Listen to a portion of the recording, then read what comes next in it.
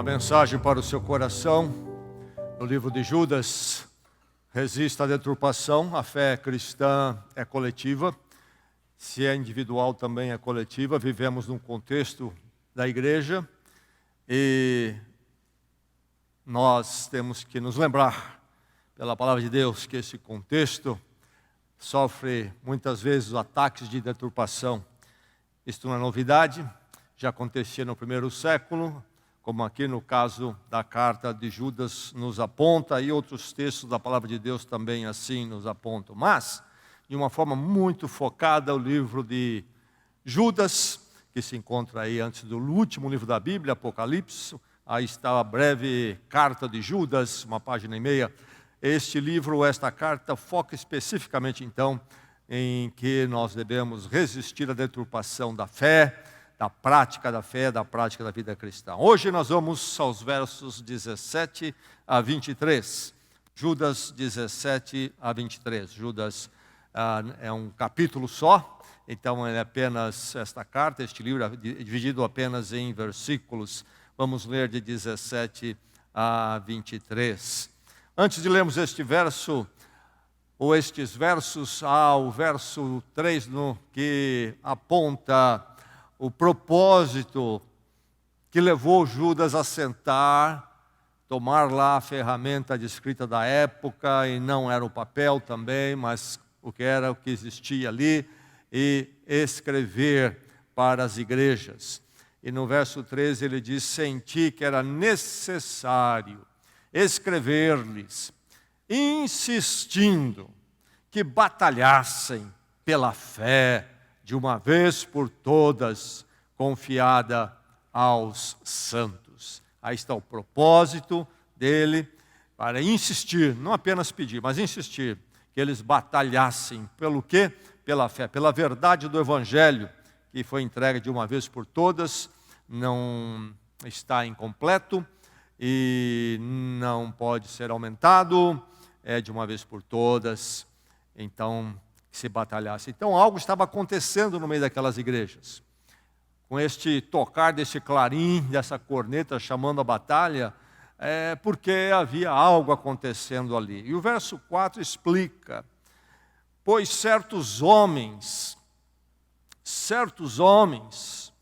cuja condenação já estava sentenciada há muito tempo, infiltraram-se dissimuladamente no meio de vocês.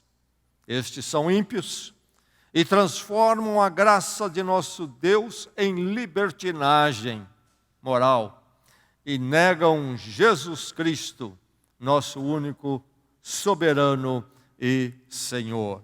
Aí está já nesse verso 4, em boa medida, a razão que leva ele a escrever, chamando para batalhar pela batalha da fé. Vamos agora então aos versos 17 a 23 da palavra de Deus, e que ela caia agora num coração dentro de você, aberto para a palavra, e que ela o abençoe e a fortaleça nesta noite. Ouçamos a leitura. Todavia, amados, lembrem-se do que foi predito pelos apóstolos de nosso Senhor Jesus Cristo. Eles diziam a vocês: nos últimos tempos haverá zombadores que seguirão os seus próprios desejos ímpios. Estes são os que causam divisões entre vocês, os quais seguem a tendência da sua própria alma e não têm o Espírito Santo. Edifiquem-se, porém, amados, na santíssima fé que vocês têm, orando no Espírito Santo. Mantenham-se no amor de Deus, enquanto esperam que a misericórdia de nosso Senhor Jesus Cristo os leve para a vida eterna. Tenham compaixão daqueles que duvidam, a outros salvem arrebatando-os do fogo, A outros ainda mostrem misericórdia com temor, odiando até a roupa contaminada pela carne. Ouvimos a palavra do Senhor. Viajar é algo apreciado por quase todas as pessoas, mas nem por todas. Aqueles que têm o transporte, mas não gostam de viajar. Viajar não os atrai, não os interessa, eles nunca partem, nunca partem. Há aqueles que partem, tomam seus automóveis, saem para a viagem e acontece que eles desistem no meio do caminho, uma viagem longa.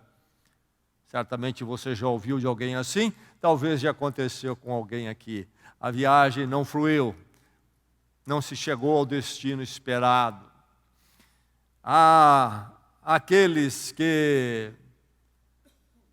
tomam o seu automóvel para uma dada viagem, uma viagem longa, e batem o recorde de tempo de chegada.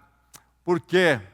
Porque eles desrespeitam tudo aquilo que existe de regras, eles não prestam atenção em nenhuma placa de orientação ou de advertência, abusam da velocidade e do tempo e chegam em tempo recorde, colocando a si mesmo e quem estiver mais no carro em grande risco. Em outras palavras, mas chegam através de uma viajar tolo, imprudente.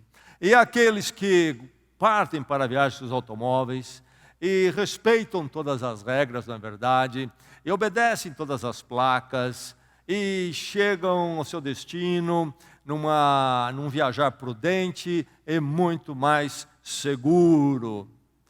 A vida no mundo e inclusive a vida cristã, enquanto atravessamos este mundo, tem sido comparado e podemos comparar como uma viagem. Estamos nos movendo na direção de um destino. Aliás, um dos segredos de se ter realmente entendido a vida é resolver a questão do destino. Para onde estamos indo? Enfim, é uma viagem neste mundo. Nós que somos de Cristo, que já passamos pela conversão, nós que já entendemos nossa condição diante de Deus de devedores e corremos para o perdão que jorra do Cristo crucificado e humildes, quebrantados, pedimos perdão, entregamos nossa vida ao Senhor. Nós que somos de Cristo, estamos numa viagem neste mundo e uma viagem que exige perseverança, irmos até o fim. E uma perseverança sábia, não uma perseverança imprudente, uma perseverança com passos errados, passos falsos, não. Uma perseverança, continuar, mas de forma sábia. Esses versos aqui de Judas, 17 a 23, fala exatamente sobre isso ao seu coração. Persevere sabiamente. Você que um dia ouviu o chamado de Cristo, você que um dia abraçou o Evangelho de Jesus Cristo, então você que começou essa viagem, persevere, não para no meio do caminho, mas persevere de forma sábia. E aqui então Judas fala ao seu coração que você deve perseverar de forma sábia. Persevere sabiamente, ouça os alertas. Ouça os alertas. Ele nos fala aqui de um alerta logo no verso 17. Mas antes de olharmos este alerta dele, lembremos mais uma vez o contexto todo aqui do assunto da carta, o cenário. Nós vemos já no verso 4 sobre certos homens cuja condenação já está sentenciada. Então pensamos, deve ser aquele sujeito fora da igreja, que nunca pisou na igreja, aquele sujeito talvez até que está numa vida mundana, totalmente imoral. Não. esses certos homens, já debaixo de condenação, diz ele, dissimuladamente infiltraram no seu meio. É gente dentro da igreja, é gente dentro do campo das igrejas, podemos falar do campo evangélico, não é gente do lado de fora. Certamente há uma condenação para aqueles que estão fora do evangelho, fora da igreja, não se refugiaram em Cristo, a Bíblia diz que sim, mas há aqueles dentro da igreja e gente que tem influência, influenciadores, gente que tinha voz dentro das igrejas, e eram esses infiltrados, estavam ali sendo, na verdade, ferramentas diabólicas para trazer confusão, deturpação no meio da igreja. Então o contexto ali envolvia esses camuflados. E duas coisas em particular que eles faziam, que os identificavam no verso 4, que eles transformavam a graça do Senhor Jesus Cristo em libertinagem. Desde o princípio, o mau entendimento, o entendimento errado da graça de Deus levou a certas posições erradas. Deus nos perdoou na graça, não estamos mais sujeitos à lei, então nós vamos viver do jeito que quisermos, porque quanto mais pecarmos, mais Deus perdoa, a graça de Cristo na cruz cobre tudo, etc. Jamais deve ser assim, porque se na verdade Cristo nos libertou de toda a culpa debaixo da lei, Ele também nos transformou para viver segundo a vontade de Deus. Mas, além de transformar a graça em libertinagem, eles negavam a Jesus Cristo, nosso Senhor. Nós não sabemos exatamente, mas nós conhecemos tendências doutrinárias por outras fontes, tendências doutrinárias erradas que começaram a rodear as igrejas naqueles dias, no segundo século em particular, mais ainda temos informações, mas o fato é que eles negavam a Jesus Cristo. De alguma forma eles distorciam quem Jesus Cristo é. Não era um negar frontal, mas um distorcer, como sempre acontece. Toma-se quem Cristo é no Evangelho e começa a se dar, então, umas modificadas, umas ideias cheias de novidades que fogem daquilo que o Evangelho e as Escrituras nos apresentam. Mas aí está o contexto desses certos homens camuflados. Mas é interessante que no verso 8 fala que eles eram sonhadores. E esse termo sonhadores não é que eles imaginavam coisas, querendo isto ou aquilo, ou inventando histórias, mas que eles se diziam como profetas, terem revelações. Os sonhos, nesse contexto, no contexto do Novo Testamento, no Velho também, em geral, é relacionado a se receber alguma revelação do Senhor. Então eles tinham visões. Então eles vinham com as suas ideias erradas, montados nesse cavalo de autoridade de que eles receberam do Senhor alguma revelação a mais, nova, etc. Cuidado, meu irmão, com esse negócio de dom de profecia, de revelações, muito cuidado. Isto cai num campo subjetivo e que precisa ser olhado com os critérios das Escrituras, examinado com muito cuidado. E mais cuidado ainda quando o negócio é fácil, e é toda hora, e etc. Começa a haver mais revelações numa pessoa do que tem na Bíblia toda. Aí está o contexto. Certos homens camuflados, transformando a graça em libertinagem, negando a Jesus Cristo, com as suas revelações, mas eles eram muito relacionais. Diz o verso 12 que eles são rochas submersas nas festas de fraternidade que vocês fazem. A igreja fazia festa da fraternidade, mas literalmente a tradução seria festas do amor, ágape.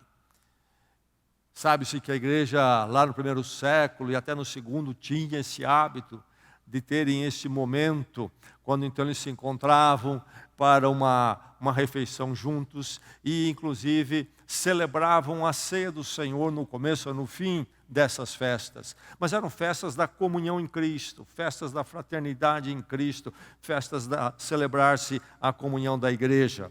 Enfim, era um momento de relacionamento, de estreitar relacionamento dentro do corpo de Cristo, de expressar que se importavam um com o outro em Cristo. Mas aqui Judas diz que eles são rochas submersas. Uma das coisas que a navegação teme mais é rocha submersa. O navio, a embarcação vai viajando em cima de uma água lisinha. E parece que tudo está bem, mas pode ter alguns centímetros abaixo uma ponta de uma rocha que rasga o navio. E aquilo que parece tudo tranquilo e seguro pode ser catastrófico. Enfim, ele diz, é como essas rochas submersas, vocês não veem, está aí nas suas festas de fraternidade. Esses aqui não eram aqueles estranhos, ermitões, isolados, eram muito relacionais, eram influenciadores, tinham a palavra fácil, eram aqueles da boa conversa, eram aqueles que quando tomavam a palavra diante de um grupo da igreja, na linguagem nossa, os nossos dias, diziam assim, ele tem um carisma, ele é carismático, isso é, ele é bom na conversa ali, não é? Então, fala de um jeito cativante. Eles eram relacionais, estavam lá envolvidos no interagir da igreja, inclusive nas suas festas de fraternidade. Bom, aí está o que os nossos irmãos estavam vivendo naqueles dias e que Judas aponta como um grande perigo. E então a carta de Judas já é um alerta. Agora, tudo isso que acontecia nos dias de Judas não pararam ali. Temos 2000 séculos aí do cristianismo, da fé cristã, da igreja cristã. Isso nunca cessou. E nos nossos dias não é diferente. Borbulham influenciadores daqui e dali. Seja cantando, seja falando, colocando livros, indo para a internet. E o mesmo drama nos persegue, deturpações estão a todo momento sendo apresentados. E nós então, por isso, temos que perseverar sabiamente e ouvir o alerta, E aí é que ele então apresenta para eles profecias que os apóstolos já tinham dado naqueles dias. Nós encontramos o que ele diz aqui em palavras semelhantes na a segunda carta, aliás, do apóstolo Pedro nas Escrituras. A mesma advertência, a mesma profecia nós encontramos nas duas cartas do apóstolo Paulo a Timóteo, 1 Timóteo, 2 Timóteo. Isso que ele diz aqui, ele diz, lembre-se do que foi predito pelos nossos apóstolos de nosso Senhor Jesus. Isto no verso 17. E o que é que os apóstolos advertiram e falaram? É que viriam aqueles líderes, homens zombadores, então irreverentes, não tratando com seriedade a palavra de Deus ou com respeito. Isto não quer dizer necessariamente que fariam um estardalhaço jocoso, mas pelo contrário, essas pessoas se apresentavam como aqueles que estavam falando a verdade.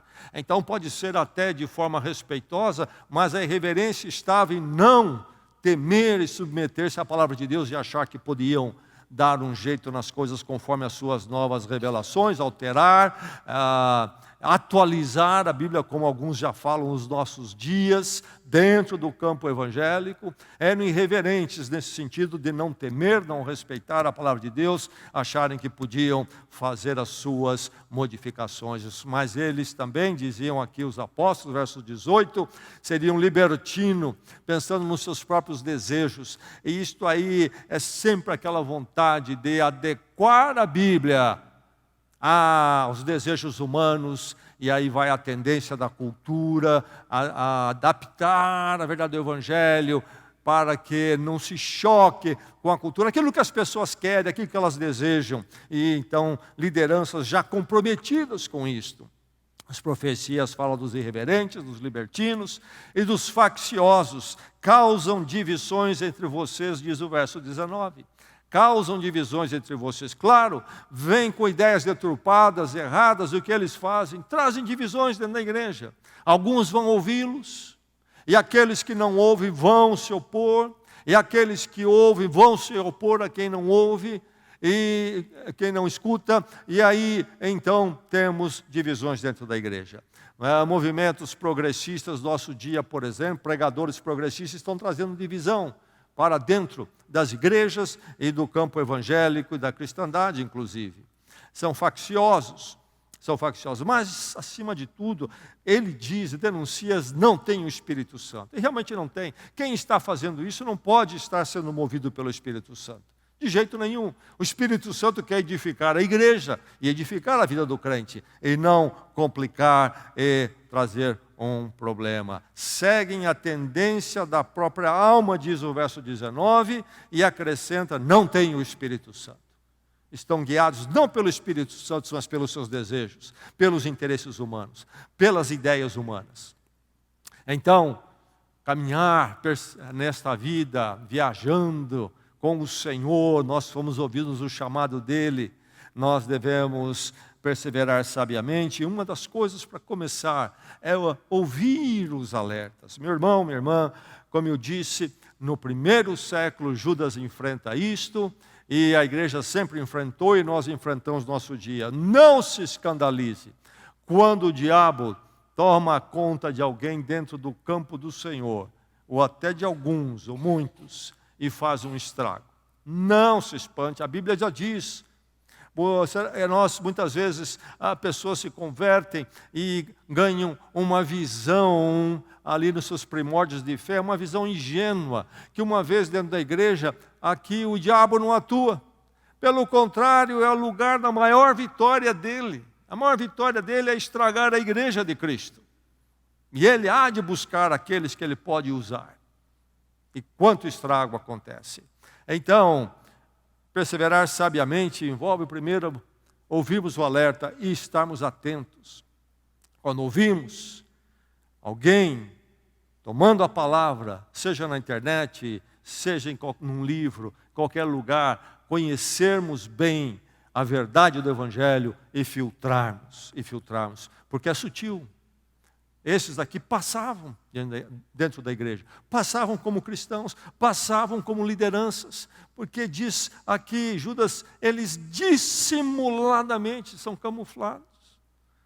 E o crente mais incauto cai e acaba seguindo, ouvindo, e fica ouvindo pessoas que não deveriam ouvir. Persevere sabiamente, então, meu irmão, minha irmã, ouça o alerta e se prepare para resistir, se prepare para denunciar, primeiramente no seu próprio coração o que é o erro, e depois para denunciar até dentro no campo da igreja. Mas, perseverar sabiamente envolve este crescer na verdade. Crescer na verdade, você está crescendo, a vida cristã é dinâmica. Eu, hoje, não sou o que eu fui ontem. Certamente o Senhor já me levou mais longe na fé. Mas também hoje não sou ainda o que serei amanhã. O Senhor há de me levar mais à frente. A salvação é algo a ser desenvolvida, não no sentido de que não a temos e precisamos tê-la, não, mas porque a temos, ela deve ser desenvolvida em nossas vidas, crescermos na salvação do Senhor, na transformação do Senhor, mas crescer na verdade. E quando pensamos aqui no texto, crescer na verdade, a primeira coisa que podemos notar e apontar é que devemos nos firmar no aguardar o Senhor. Diz ele, esperam que a misericórdia do Senhor Jesus Cristo os leve para a vida eterna. Esse é um ponto cardeal da fé cristã. A fé cristã é a fé que conhece o destino. Eu disse já no início que é um dos pontos de sabedoria e que demonstra que a pessoa finalmente aprendeu a viver, pensou realmente na vida, é que essa pessoa resolveu a questão do destino. Desta correria toda para onde? Deste passar rápido dos anos para onde? Estamos correndo atrás do tesouro no fim do arco-íris? Ou não? Aquele que é de Jesus Cristo tem essa questão resolvida. As pessoas têm tantos anestésicos neste mundo que não os permitem subirem para cima da linha de reflexão. Eles não pensam sobre as verdadeiras e profundas perguntas da vida. Eles ficam abaixo da linha de reflexão, falando só de economia, de esportes, de lazer, etc. E questões como esta, para onde estou indo, não é respondido. Assim como não é respondido de onde eu vim, não é respondido para eles quem eu sou, não é respondido como devo viver, qual é a orientação moral de princípios sábios de vida. Eles não tão preocupados que nenhuma dessas perguntas estão indo e rolando em coisas que os envolvem todos os dias.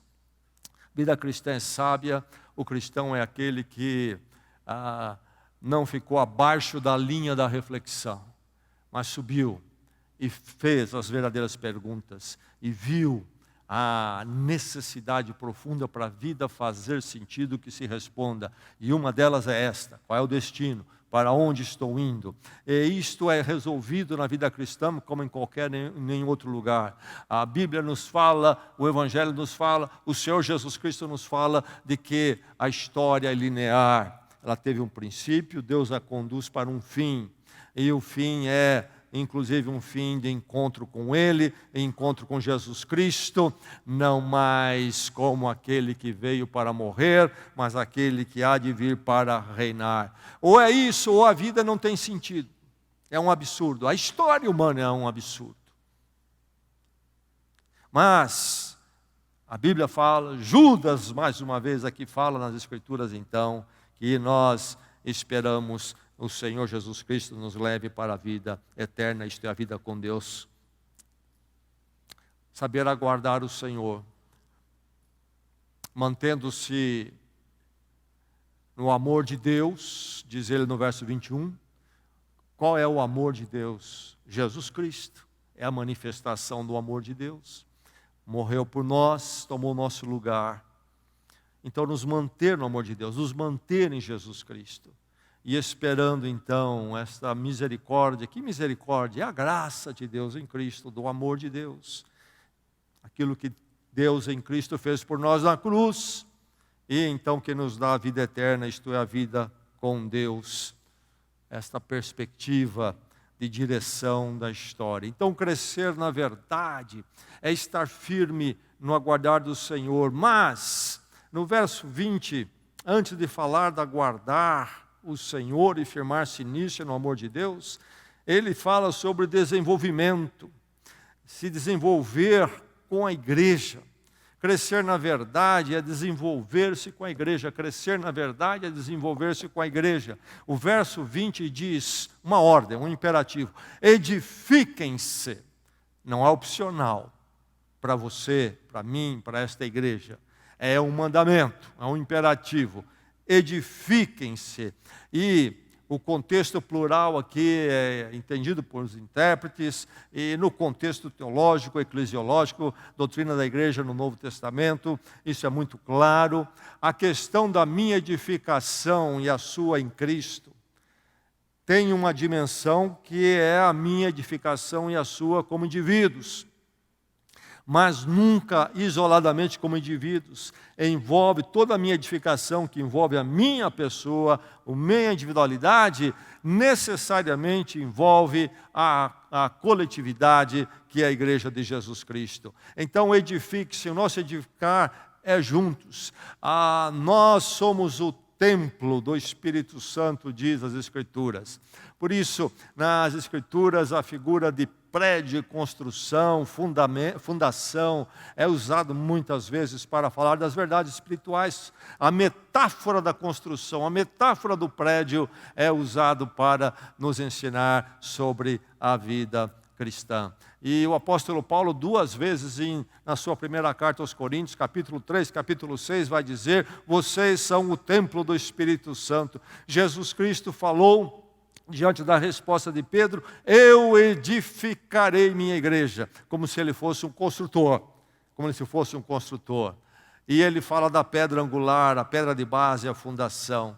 Enfim, nós somos o templo. Temos ouvido as mensagens em Hebreus aos domingos, onde fala muito ali então do tabernáculo, a edificação do tabernáculo. Depois o tabernáculo vai ser eliminado, porque em Jerusalém é construído agora um templo para substituir o tabernáculo.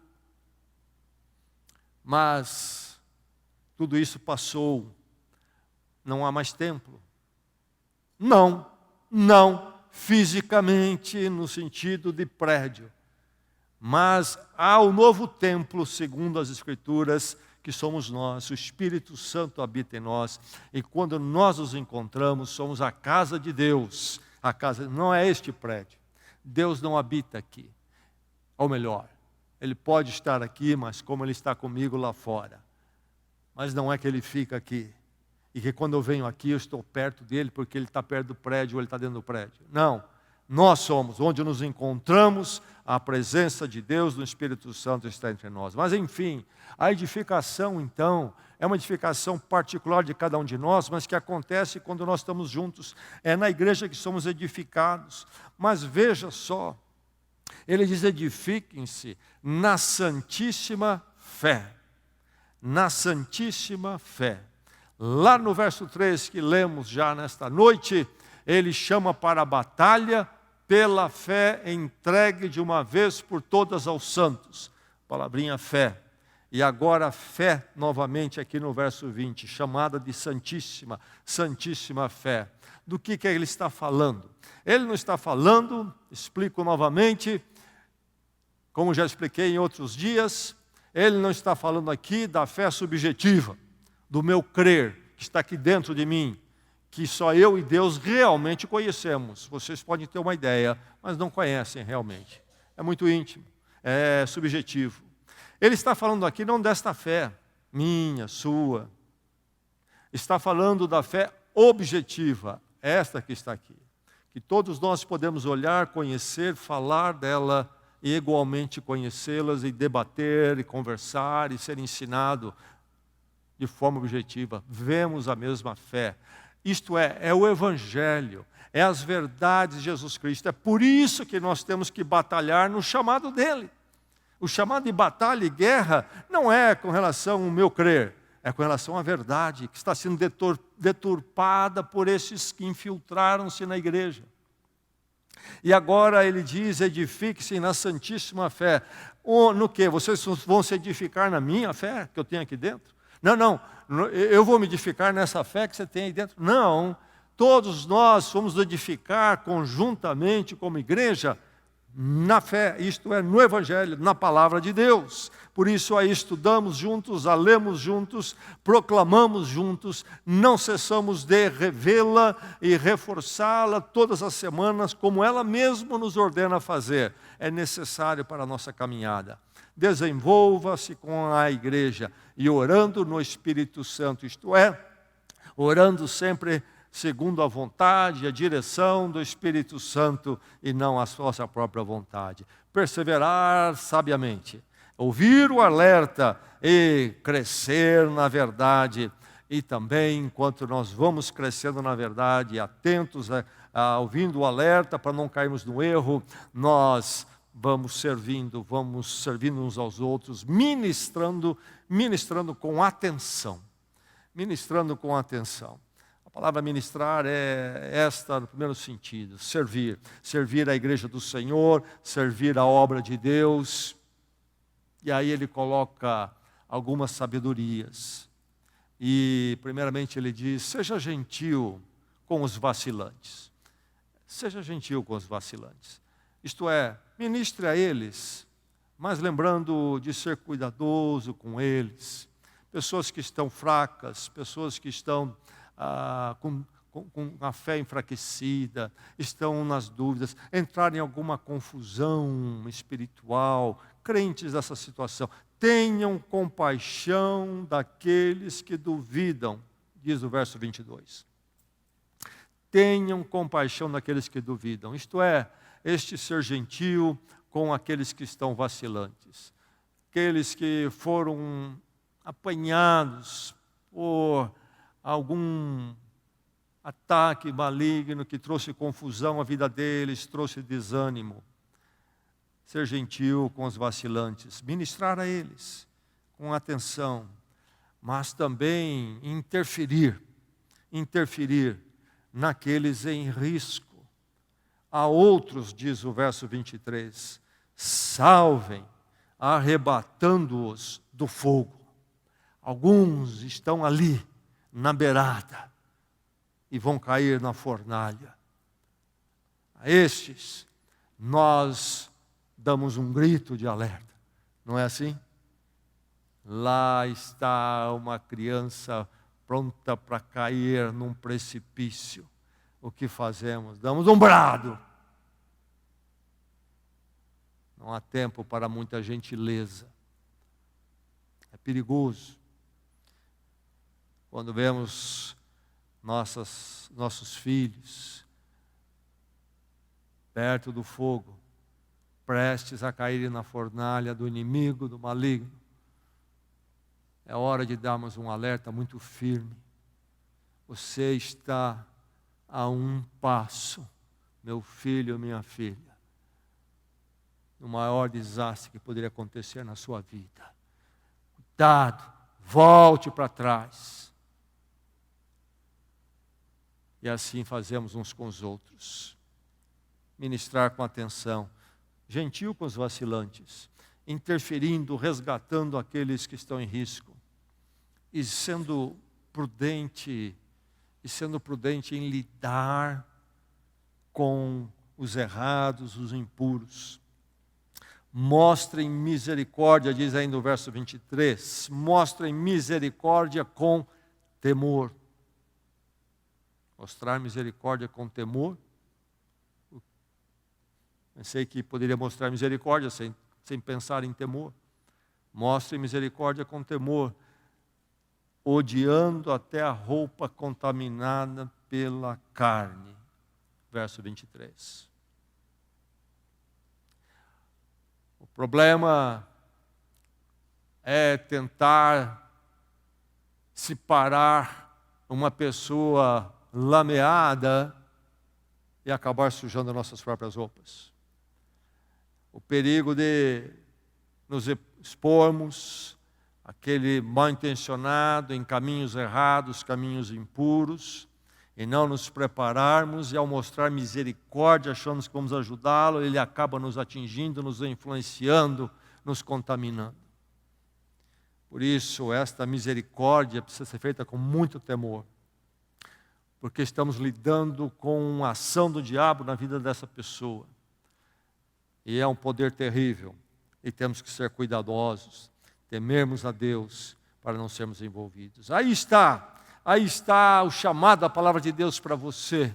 No meio dessa semana, você que está nessa luta, você que está naquela luta, você que chegou aqui nesta noite cansado, depois de um dia inteiro de batalha, mas é marcando o ponto na palavra dia após dia, semana a semana, e cada vez que nós estamos com a igreja, é que nós vamos perseverando nesta viagem, e de uma forma sábia, Vamos sempre ouvir os alertas, porque de vez em quando a gente esquece, somos lembrados de novo pela palavra de Deus, e o alerta revive em nossas vidas, e nós vamos crescendo na verdade da fé, na santíssima fé, a fé entregue de uma vez por todas a nós. Vamos revendo, vamos aprendendo novos conceitos, Deus vai nos falando, vai nos fortalecendo, e vamos avançando sabiamente, então crescendo na verdade. E enquanto isso fazemos o quê? Nos ocupamos em ministrar sabiamente, conhecendo cada situação e sabermos como os ministramos em cada momento,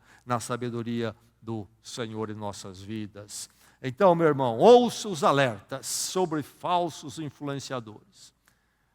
Não se escandalize quando aparece alguém, mas puxa, aquele eu achava que era tão ótimo. Cuidado com essas ilusões, porque você não ouve a palavra, os alertas. Ouça os alertas sobre falsos influenciadores, concentrando-se no edificar-se no Evangelho, enquanto se ocupa em ministrar atentamente cada caso, procurando servir ao Senhor.